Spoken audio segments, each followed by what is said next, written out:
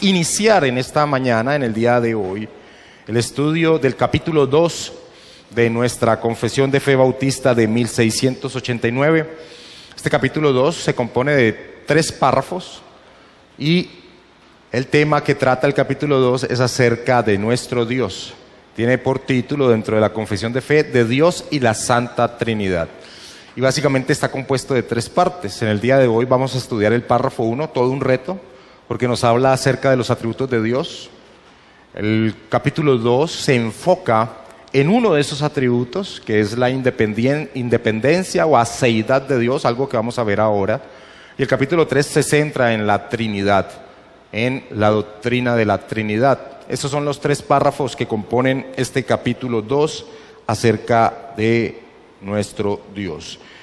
El párrafo anterior, que terminamos de estudiar la semana pasada acerca de las Sagradas Escrituras, vimos y enfatizamos en cada una de las enseñanzas, que ese párrafo fue desarrollado al calor de las controversias, específicamente o principalmente con la Iglesia de Roma y con algunos otros grupos extremistas. Este capítulo 2 tiene la particularidad de que es la exposición histórica de la fe cristiana en torno a Dios. O sea, que no hay realmente algo muy controversial en el momento en que se desarrolló. Es una creencia histórica acerca de quién es nuestro Dios. Cuando iniciamos el estudio de quién es Dios, hay algo que es fácilmente percibible dentro de las Escrituras, y es que las Escrituras no tratan de comprobar la existencia de Dios. Nosotros, por ejemplo, cuando tomamos Génesis 1.1, y Génesis 1.1 empieza hablando acerca de Dios y de su obra, de la creación. No trata de probar la existencia de Dios, y eso es obvio por algo que vimos en la clase anterior, o en la materia anterior, o en el capítulo anterior, y es que la misma creación revela la existencia de Dios, lo que en ese momento expusimos como revelación general. Así que rechazar la existencia de Dios no es un problema racional o de entendimiento. Rechazar la existencia de Dios es un problema moral. Por eso es importante empezar a desvincular el término ateísmo y cambiarlo por antiteístas. Ateísmos no existen, no es posible racionalmente que alguien sea ateo. Dentro de su interior sabe y conoce la existencia de Dios. Lo que sí existen son muchas personas que van en contra de la existencia de Dios.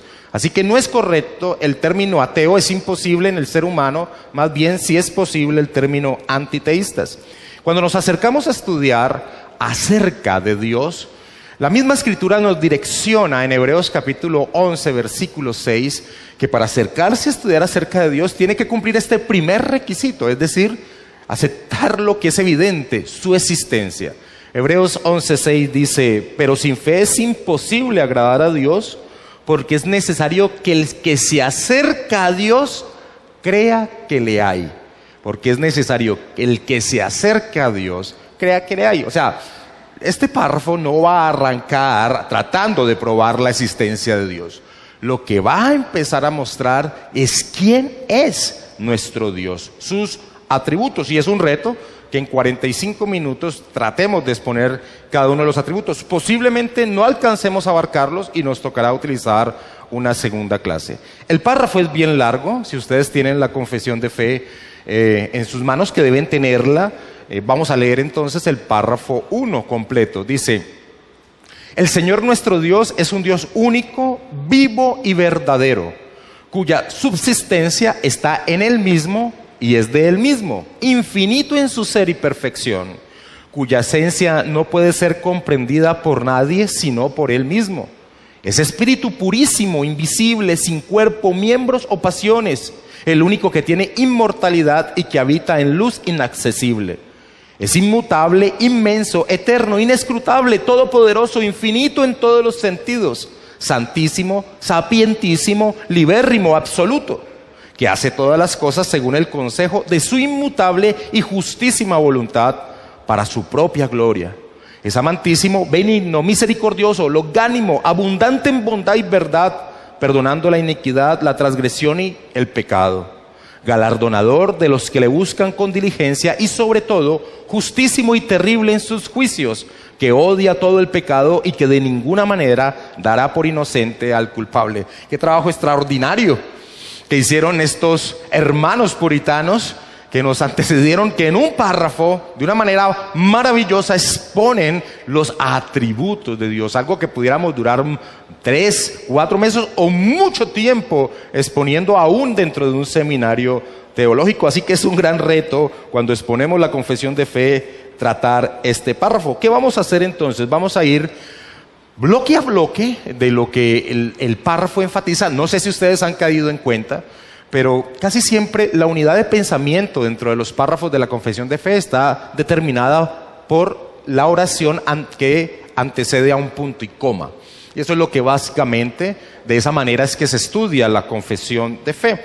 Entonces, iniciemos con lo que arranca expresando este párrafo 1. El Señor nuestro Dios es un Dios único, vivo y verdadero. Es decir, que lo que inicia expresando la confesión de fe es la singularidad de Dios. La singularidad de Dios. Solo hay un Dios. Y ese Dios, ese es el que se revela en las Sagradas Escrituras. Es muy importante este inicio de confesión acerca de quién es nuestro Dios. Porque cuando uno estudia las Escrituras, uno debe tener presente que el pueblo de Dios siempre se desarrolló en medio de naciones paganas.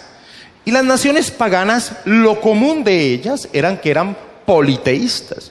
Es decir, tenían muchos dioses. No solo vemos esto, y como lo vamos a ver escrituralmente, en torno al pueblo de Israel, sino también a la iglesia naciente, cristiana. También su contexto fue naciones paganas. Así que la singularidad de Dios es una maravillosa forma de iniciar la confesión en torno a quién es nuestro Dios. No sé si usted conozca, pero a los primeros cristianos se les llamó ateos, precisamente. Y ateos, el mundo greco-romano los señalaba de ateos porque ellos no creían en muchos dioses y tampoco sus dioses eran mostrados de manera visible y fueron tildados de ateos. Así que la singularidad es un aspecto muy importante al inicio del estudio de la confesión de fe.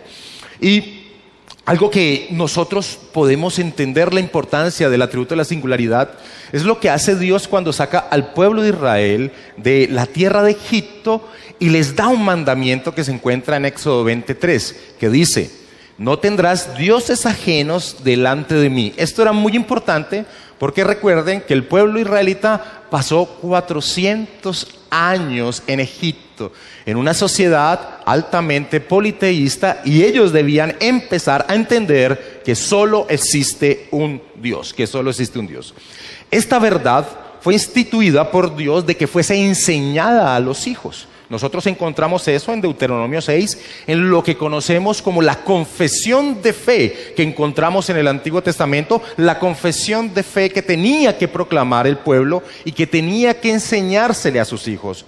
Oye Israel, Jehová nuestro Dios, Jehová uno es. Jehová uno es. Era importante que los padres pasaran de generación en generación esta verdad a sus hijos, porque alrededor de ellos había pueblos que lo común era el politeísmo, tener muchísimos otros dioses. Ahora, cuando llegamos a la iglesia, al Nuevo Testamento, a la iglesia cristiana, el apóstol Pablo, en medio de una comunidad gentil, cuando el cristianismo es expandido, es en medio de una comunidad gentil, el apóstol Pablo reitera esta verdad, y es lógico que lo haga. Por ejemplo, en 1 Corintios 8:6 dice, aunque voy a leer desde el 5, tengo en pantalla el 6, el 5 dice: pues aunque haya algunos que se llamen dioses, sea en el cielo o en la tierra, como hay muchos dioses y muchos señores, para nosotros, sin embargo, solo hay un Dios, el Padre, del cual proceden todas las cosas,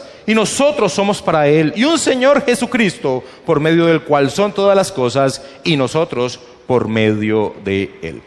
Así que este primer atributo con el que inicia la confesión de fe en este párrafo 1, mostrándonos quién es nuestro Dios, es muy importante y conocemos como el atributo de la singularidad. Ahora, esta verdad enfatiza que solo hay un ser al cual se puede adorar, y ese es nuestro Dios, el que se revela de manera directa en las Sagradas Escrituras. Así como que esa manera en que inicia el párrafo es maravilloso. El Señor nuestro Dios es un Dios único, vivo y verdadero. Un Dios único, vivo y verdadero. La confesión de fe sigue diciendo en este párrafo 1, cuya subsistencia está en Él mismo y es de Él mismo, infinito en su ser y perfección. Dios no necesita nada del universo para ser Dios. Dios no nos necesita a los hombres ni necesita nada de su creación para ser Dios. Él es Dios eternamente. Fue glorioso antes de crear y seguiría siendo glorioso si la creación no existiera. Seguiría siendo un Dios bendito, es decir, un Dios feliz dentro de su ser. Dios no necesita a la creación para ser Dios. Su ser no depende de nada, sino de sí mismo. Su ser no depende de nada, sino de sí mismo. A este atributo se le conoce como el atributo de la aceidad o independencia. El atributo de la aceidad o independencia. El apóstol Pablo, enseñándoles el evangelio de una manera muy sabia a aquellos que no conocían las escrituras, filósofos de la ciudad de Atenas, les dice lo siguiente en Hechos capítulo 17, versículo 24 y 25. No lo tengo en pantalla. Dice lo siguiente Pablo a estos hombres: el Dios que hizo el mundo y todas las cosas que en él hay, siendo Señor del cielo y de la tierra, no habita en templos hechos por manos humanas, ni es honrado por manos de hombres, como si necesitase de algo, pues Él es quien da a todos vida y aliento y todas las cosas. Así que es una expresión maravillosa de la independencia de Dios a una sociedad que creía de alguna u otra forma que los dioses en su politeísmo dependían, gracias pastor, dependían de la acción del hombre. Dios no depende de nadie. Él es un Dios glorioso, independiente. Es el único ser que tiene vida en sí mismo. Dios no depende de nadie en torno a su existencia. Él tiene vida en sí mismo, es subsistente en Él mismo. No existe criatura que tenga esa característica. Las demás criaturas, todo lo que existe en la creación depende del sustento divino. Pero Dios no depende de nadie para subsistir. Él es el ser, y precisamente con el nombre con el cual se revela a su pueblo, el nombre que nuestras Biblias traducen Jehová, significa el ser, enfatiza esta verdad. Dios, nuestro Señor, es el ser. Yo soy el que soy. No depende de nada para ser Él mismo. Un profesor conocido de principios del siglo pasado, Cornelius Van Til, del Seminario Teológico Westminster, decía lo siguiente en torno a Dios: Dios es la fuente de su ser. El término origen no puede ser aplicado a Dios. Dios es absoluto. Dios es absoluto. Y esa verdad la encontramos expuesta en todas las Escrituras, y un ejemplo de ello es Isaías capítulo 48, versículo 12, que dice: óyeme Jacob, y tú Israel, a quien llamé, yo mismo, yo el primero, yo también el postrero. Es una expresión que indica esa capacidad, ese atributo divino de la aceidad de Dios, la independencia de Dios. No depende de nada, no depende de su creación. La confesión continúa diciendo en torno a los atributos de Dios, cuya esencia no puede ser comprendida por nadie, sino por Él mismo. A nuestro Dios no se le puede entender plena o exhaustivamente, aunque podemos saber verdad acerca de Dios porque Él mismo nos la ha revelado. Pero nuestro Dios no se puede entender plena o exhaustivamente, pero sí conocemos verdad porque Él mismo nos las ha revelado. A este atributo se le conoce como la incomprensibilidad de Dios. La incomprensibilidad de Dios. Ahora, ¿por qué no podemos entender plena o exhaustivamente acerca del ser de Dios? Por una razón. Porque Él es infinito y nosotros somos seres finitos. Y hay una ilustración clásica en torno a esta realidad. Se dice que una vez un teólogo, algunos dicen que fue Agustín, otros otro teólogo, pasaba por una playa y pensando acerca del atributo de la Trinidad, del atributo trino de Dios, algo que veremos en próximos domingos, expuesto en la confesión de fe, tratando de entender el atributo de la Trinidad, vio a un niño que abría un huequito con un objeto en la playa. Se acerca a este teólogo y le dice al niño, ¿qué es lo que haces? Y el niño le responde, estoy abriendo un hueco para meter todo el océano en él. De una u otra forma es una muy buena ilustración de por qué nosotros no podemos entender plenamente o exhaustivamente a Dios, porque Él es infinito y nosotros somos finitos. Así como no se puede meter el océano entero en un hueco que se arme en la playa, de esa misma manera nosotros no podríamos entender a un Dios infinito como es nuestro Dios en nuestra capacidad finita. Es más, esta ilustración, aunque es clásica, tiene de una u otra forma un buen soporte escritural. En el Salmo 139, versículo 17 al 18, el salmista dice lo siguiente: cuán preciosos, oh Dios, me son tus pensamientos, cuán inmensa la suma de ellos. Si me propusiere a contarlos, sumaría más que los granos de arena. Dice el Salmo, sumarían más que los granos de arena. Sofar, uno de los amigos de Job, expresa una verdad en torno a quién es Dios. Sofar le dice a Job, ¿descubrirás tú los secretos de Dios? ¿Llegarás tú a la perfección del Todopoderoso? Es más alta que los cielos. ¿Qué harás? Es más profunda que el Seol. ¿Cómo la conocerás? Es una expresión de la grandeza de quién es nuestro Dios y de una manera u otra de nuestra incapacidad de poder entenderlo plena o exhaustivamente. El apóstol Pablo, al finalizar de exponer el bendito evangelio de Dios, tiene que parar y dar una expresión de júbilo en torno a la sabiduría de Dios. Dice en Romanos capítulo 11, versículo 33 al 34, oh profundidad de las riquezas de la sabiduría y de la ciencia de Dios. Cuán insondables son sus juicios e inescrutables sus caminos. Porque ¿quién entendió la mente del Señor? ¿O quién fue su consejero? Así que la doctrina de la incomprensibilidad de Dios, que el párrafo 1 de nuestra confesión de fe en este capítulo dice, cuya esencia no puede ser comprendida por nadie sino por Él mismo, nos enseña esa verdad. Que nosotros conocemos verdades acerca de Dios porque Él nos las ha revelado, pero no podremos conocer exhaustivamente, ni ahora, ni en la eternidad, acerca de quién es nuestro Dios. Lo que Dios nos ha revelado es verdadero, pero no podremos conocer exhaustivamente el ser de Dios. Este atributo es muy importante porque nos da una advertencia.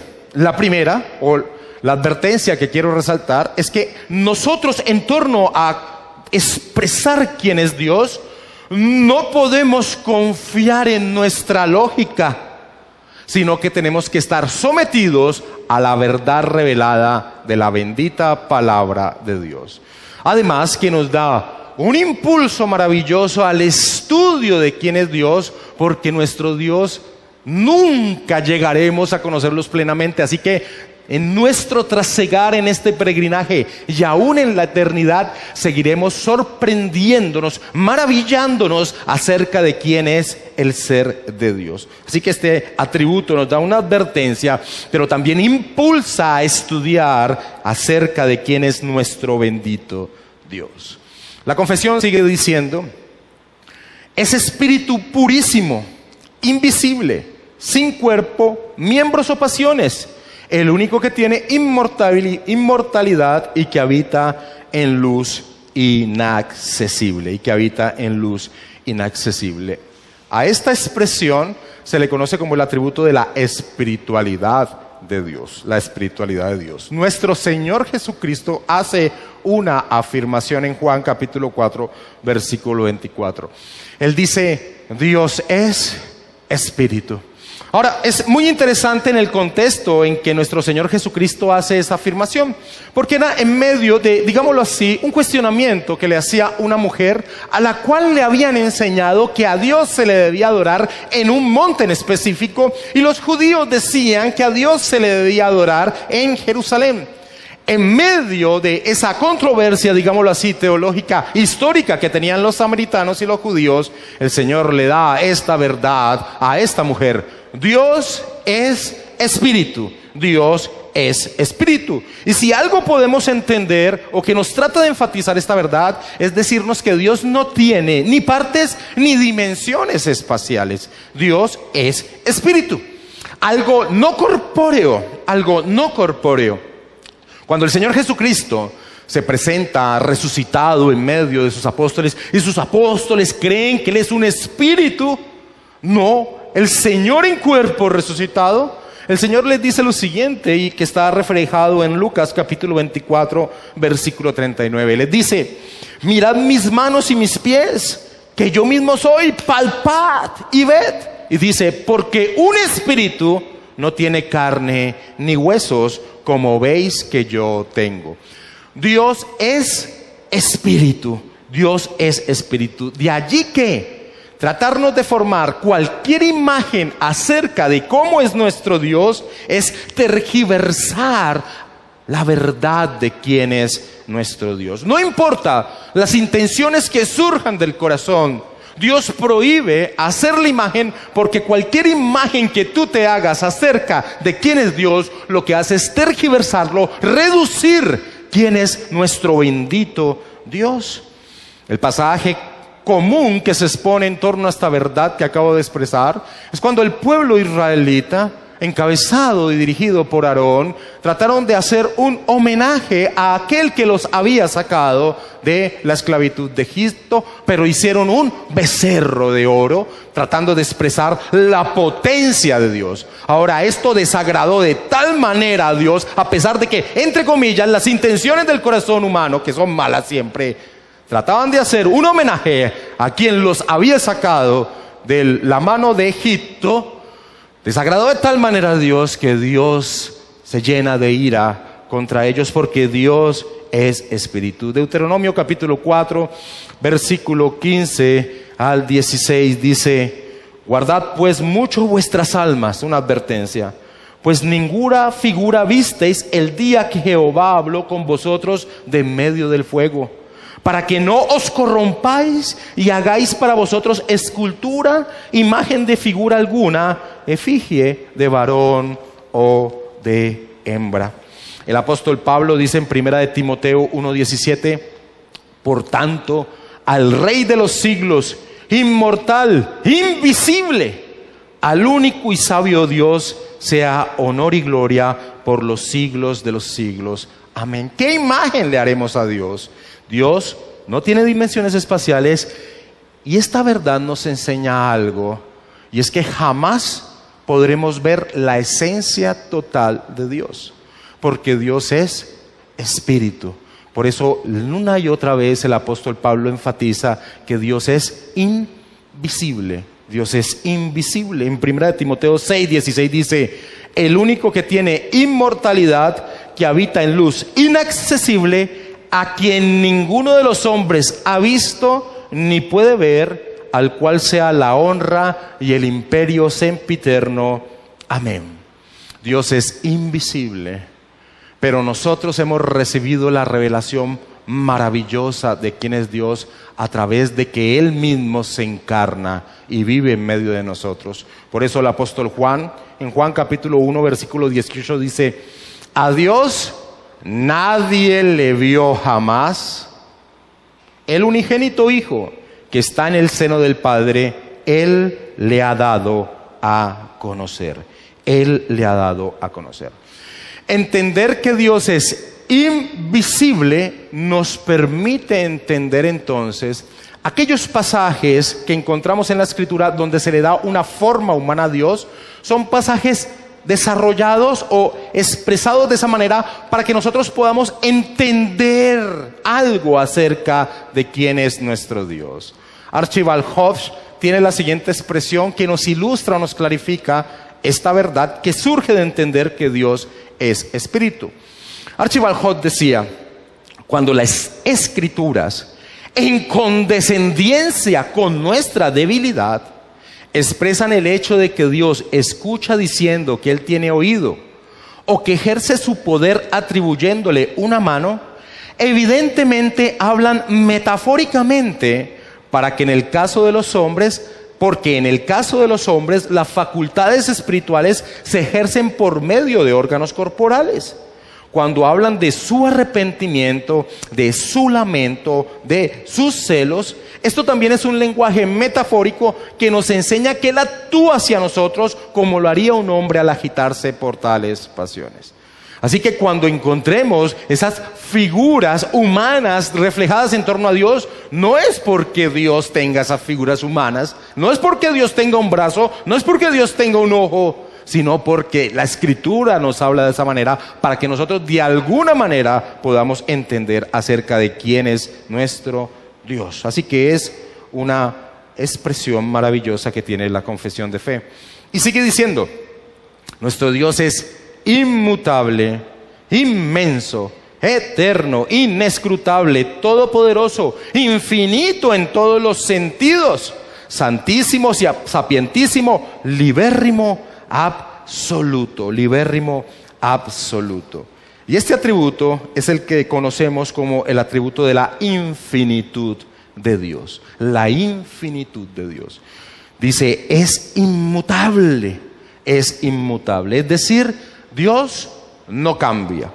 Malaquías capítulo 3, versículo 6 dice: porque yo Jehová no cambio, por esto, hijos de Jacob, no habéis sido consumidos. A esto lo conocemos como inmutabilidad. Dios no cambia. Ahora, conocer que Dios no cambia, que Él es el mismo en su ser, en sus preceptos, en su voluntad, es maravilloso porque nos permite a nosotros confiar en Dios. Confiar en Dios. Si nosotros tuviésemos un ser que cambiase, no podríamos confiar en Él porque tendríamos la duda que en algún momento del desarrollo de nuestra existencia cambiase de opinión en torno a los hombres, en torno a la salvación. Pero entender que Él no cambia nos permite confiar en Él. Ahora, también dice este párrafo, esta sección del párrafo, que es inmenso, inmenso. Y esto tiene que ver con la infinitud de Dios en torno al espacio. Dios no tiene dimensiones espaciales. Primera de Reyes, capítulo 8, versículo 27 dice: pero ¿es verdad que Dios morará sobre la tierra? Este pasaje es cuando el rey Salomón va a inaugurar, dedicar el templo. Pero el mismo Salomón empieza a hacerse este cuestionamiento. Pero ¿es verdad que Dios morará sobre esta tierra? He aquí que los cielos de los cielos no te pueden contener, cuanto menos esta casa que yo he edificado. Entender la infinitud de Dios en torno al espacio nos permite entender su omnipresencia.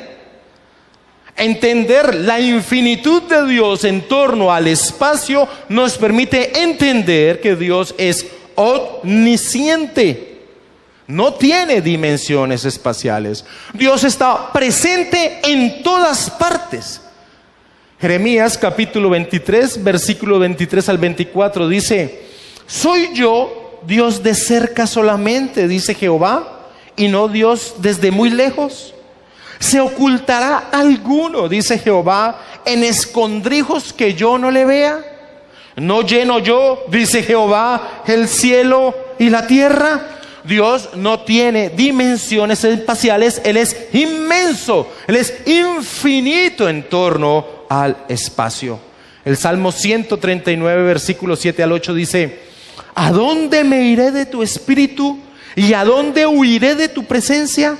Si subiere a los cielos, allí estás tú. Y si en el Seol hiciere mi estrado, he aquí, allí tú estás. Así que cuando nosotros pensemos acerca de la omnipresencia de Dios, de la inmensidad de Dios en torno al espacio, tienes que entender esto: que Dios está presente en todo lugar de manera plena. No quiere decir que un pedacito de Dios esté en este lugar y otro pedacito de Dios esté en otro lugar. Eso es pensar de manera en dimensiones espaciales. Pero nuestro Señor es infinito, inmenso, es omnipresente. Él está presente plenamente en todo lugar. Él es inmenso. Williamson, comentarista de las Confesiones de Fe, decía: cuando decimos que Dios es omnipresente, estamos afirmando que el entero o completo e infinito Dios se puede encontrar en todo lugar a la misma vez, a la misma vez. Entonces, la infinitud de Dios en torno al espacio es lo que conocemos como omnipresencia, y que la confesión lo narra como que Dios es inmenso. Dios es inmenso. También en torno a la infinitud de Dios vemos su relación en torno al tiempo. Dios es un Dios eterno. La confesión de fe nos dice que Dios es eterno. El Salmo capítulo 90, versículo 2 dice: antes que naciesen los montes. Cuando nosotros, por ejemplo, nacemos y vemos las montañas, nuestro primer pensamiento, antes de que la Escritura nos enseñe la verdad, es que esto ha estado ahí por siempre. De esa manera se expresa el salmista al hablar acerca de la eternidad de Dios. Antes que naciesen los montes y formasen la tierra y el mundo, desde el siglo y hasta el siglo, tú eres Dios. Dios es eterno, es infinito en torno al tiempo. Él trasciende el tiempo, porque el tiempo es parte de la creación. Cuando uno abre las Escrituras en Génesis 1:1, la primera expresión, frase, verdad que tú encuentras es: en el principio. Y en el principio es el principio del tiempo. En el principio creó Dios los cielos y la tierra. El tiempo hace parte de la creación, y la creación toda la creó Dios. Dios creó el tiempo. Él es un ser atemporal, no tiene una relación de sometimiento al tiempo. Cuando nosotros encontramos dentro de las Escrituras estas expresiones, tú debes entender que están haciendo referencia a esa verdad.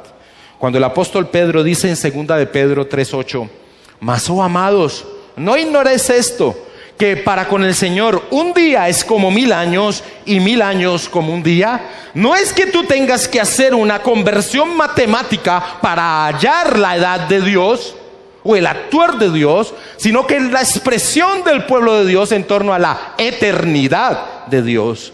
El Salmo capítulo 90, versículo 4 dice: porque 1000 años delante de tus ojos son como el día de ayer que pasó y como una de las vigilias de la noche.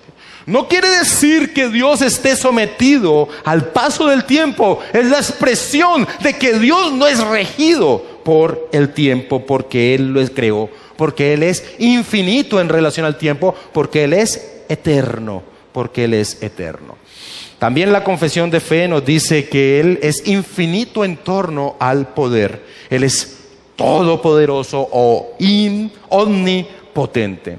Génesis 17:1, y esto lo encontramos repetidas veces en varias partes de las Escrituras, dice: yo soy el Dios todopoderoso, anda delante de mí y sé perfecto. Dios es infinito en torno a el poder. Ahora, cuando decimos que Dios es infinito en torno al poder, no quiere decir que Dios puede ser cualquier cosa, sino que quiere decir que Él puede hacer cualquier cosa en torno a su voluntad.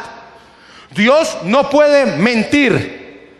Dios no puede negarse a sí mismo.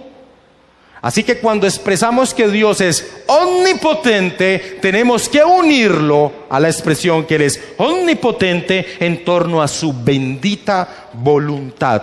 Él puede hacer todo lo que está conforme a su bendita voluntad. Dios no se puede negar a sí mismo. Dios no puede mentir. Y es maravilloso conocer esa realidad. Daniel capítulo 4, versículo 35, es la expresión de Nabucodonosor, el hombre más poderoso de la tierra, en el momento en que esta porción de las Escrituras es escrito. El hombre más poderoso de la tierra en ese instante declara lo siguiente en torno a Dios: todos los habitantes de la tierra son considerados como nada. Y Él hace según su voluntad en el ejército del cielo y en los habitantes de la tierra. Y no hay quien detenga su mano y le diga: ¿qué haces? Dios es todopoderoso en torno a su santa voluntad. La confesión de fe también nos dice que Dios es santísimo. Santísimo.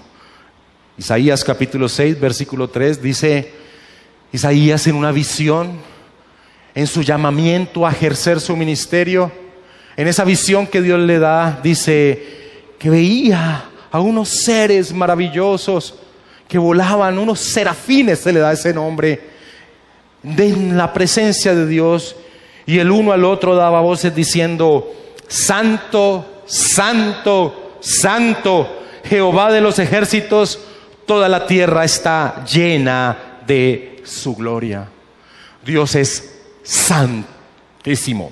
Y cuando nosotros expresamos que Dios es santísimo, lo tenemos que relacionar en torno a que Él es separado. Esa es la expresión básica de la palabra utilizada tanto en el hebreo como en el griego. Dios es santo, Dios es el otro, Dios está separado. Pero principalmente cuando decimos nosotros que Dios es santo, lo hacemos en relación en torno al pecado. Dios está separado del pecado. El pecado no tiene nada que ver con Él. Dios es santísimo. También la confesión de fe nos dice que Dios es libérrimo. Y libérrimo es un superlativo de libertad. Dios es libre inmensamente. No está sometido a nada ni a nadie. Él es libérrimo. También la confesión de fe en torno a la infinitud lo relaciona con el conocimiento. Dios es infinito en torno al conocimiento. Y es lo que conocemos como la omnisciencia de Dios. La omnisciencia de Dios.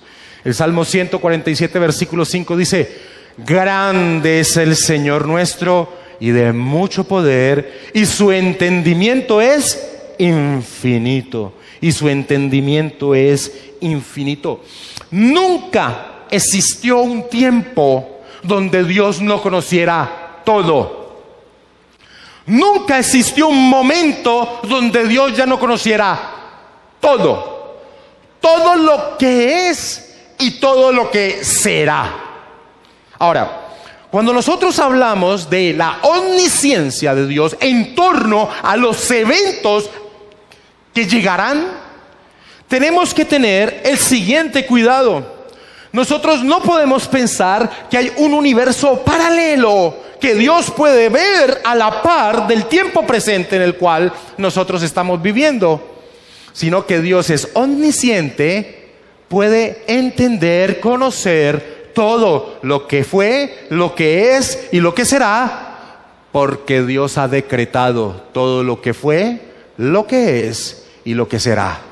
Y en ese sentido es que nosotros debemos entender la omnisciencia de Dios. Isaías capítulo 46, versículo 10 dice: que anuncio lo por venir desde el principio y desde la antigüedad, lo que aún no era hecho. ¿Por qué? Que digo, mi consejo permanecerá y haré todo lo que quiero. Ahora, no sé Si usted al leer este maravilloso párrafo hasta el momento donde vamos, usted puede ver lo grandeza de nuestro Dios, lo inmenso, lo maravilloso, lo glorioso, lo poderoso de nuestro Dios. Sin lugar a dudas, como el Señor Jesucristo también le enseñó a la mujer samaritana en Juan capítulo 4,